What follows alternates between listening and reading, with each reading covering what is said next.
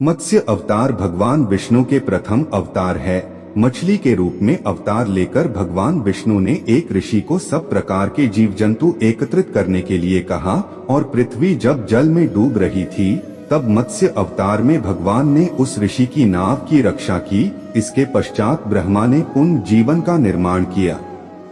एक दूसरी मान्यता के अनुसार एक राक्षस ने जब वेदों को चुराकर सागर की अथाह गहराई में छुपा दिया तब भगवान विष्णु ने मत्स्य रूप धारण करके वेदों को प्राप्त किया और उन्हें पुनः स्थापित किया।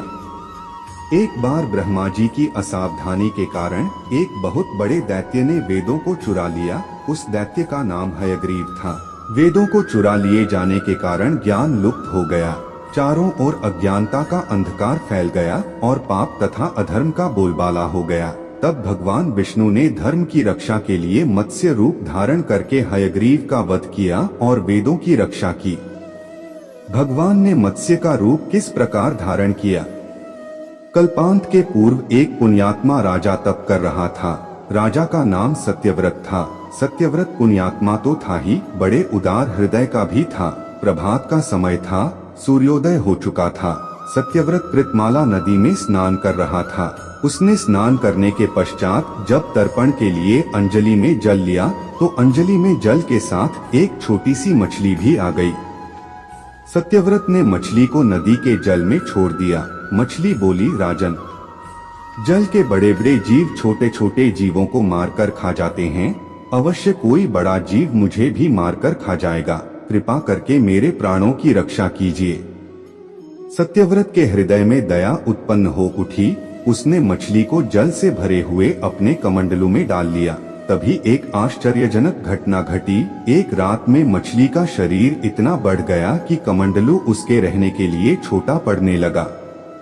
दूसरे दिन मछली सत्यव्रत से बोली, राजन, मेरे रहने के लिए कोई दूसरा स्थान ढूंढिए, क्योंकि मेरा शरीर बढ़ गया है। मुझे घूमने फिरने में बड़ा कष्ट होता है। सत्यव्रत ने मछली को कमंडलू से निकालकर पानी से भरे हुए मटके में रख दिया। यहाँ भी मछली का शरीर रात भर में ही मटके में इतना बढ़ गया कि मटका भी उसके रहने के लिए छोटा पड़ गया। दूसरे दिन मछली पुनः सत्यव्रत से बोली, राजन, मेरे रहने के लिए कहीं और प्रबंध कीजिए, क्योंकि मटका भी मेरे रहने के लिए छोटा पड़ रहा है। तब सत्यव्रत ने मछली को निकालकर एक सरोवर में डाल किया, किंतु सरोवर भी मछली के लिए छोटा पड़ गया। इसके बाद सत्यव्रत ने मछली को नदी और फिर उसके बाद समुद्र में डाल दिया। आश्चर्य! समुद्र में भी मछली का शरीर इतना अधिक बढ़ गया कि मछली के रहने के लिए वह छोटा पड़ गया। अतः मछली पुनः सत्यव्रत से बोली, राजन, यह समुद्र भी मेरे रहने के लिए उपयुक्त नहीं है। मेरे रहने की व्यवस्था कहीं और कीजिए। अब सत्यव्रत विस्मित हो उठा। उसने आज तक ऐसी मछली कभी नहीं देखी थी। वह विस्मय भरे स्वर में बोला, मेरी बुद्धि को विस्मय के सागर में डुबो देने वाले आप कौन हैं? मत्स्य रूपधारी श्रीहरि ने उत्तर दिया, राजन, हयग्रीव नामक दैत्य ने वेदों को चुरा लिया है। जगत में चारों ओर अज्ञान और अधर्म का अंधकार फैला हुआ है। मैंने हयग्रीव को मारने के लिए ही मत्स्य का रूप धारण किया है। आज से 7वें दिन पृथ्वी प्रलय के चक्र में फिर जाएगी। समुद्र उमड़ उठेगा, भयानक वृष्टि होगी, सारी पृथ्वी पानी में डूब जाएगी। जल के अतिरिक्त कहीं कुछ भी दृष्टिगोचर नहीं होगा। आपके पास एक नाव पहुंचेगी। आप सभी अनाजों और औषधियों के बीजों को लेकर सप्तऋषियों के साथ नाव पर बैठ जाइएगा। मैं उसी समय आपको पुनः दिखाई पड़ूंगा और आपको आत्मतत्व का ज्ञान प्रदान करूंगा। सत्यव्रत उसी दिन से श्रीहरि का स्मरण करते हुए प्रलय की प्रतीक्षा करने लगे। 7वें दिन प्रलय का दृश्य उपस्थित हो उठा। समुद्र भी उमड़कर अपनी सीमाओं से बाहर बहने लगा। भयानक वृष्टि होने लगी। थोड़ी ही देर में सारी पृथ्वी पर जल ही जल हो गया। संपूर्ण पृथ्वी जल में समा गई।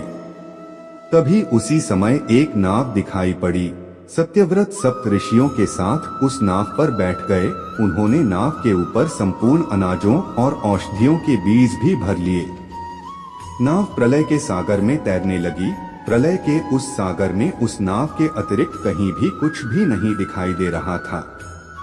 सहसा मत्स्य रूपी भगवान प्रलय के सागर में दिखाई पड़े। सत्यव्रत और सप्त ऋषिगण मत्स्य रूपी भगवान की प्रार्थना करने लगे। भगवान से आत्मज्ञान पाकर सत्यव्रत का जीवन धन्य हो उठा। वे जीते जी ही जीवन मुक्त हो गए। प्रलय का प्रकोप शांत होने पर मत्स्य रूपी भगवान ने हयग्रीव को मारकर उससे वेद छीन लिए। भगवान ने ब्रह्मा जी को पुनः वेद दे दिए। इस प्रकार भगवान ने मत्स्य रूप धारण करके वेदों का उद्धार तो किया ही, साथ ही संसार के प्राणियों का भी अमिट कल्याण किया।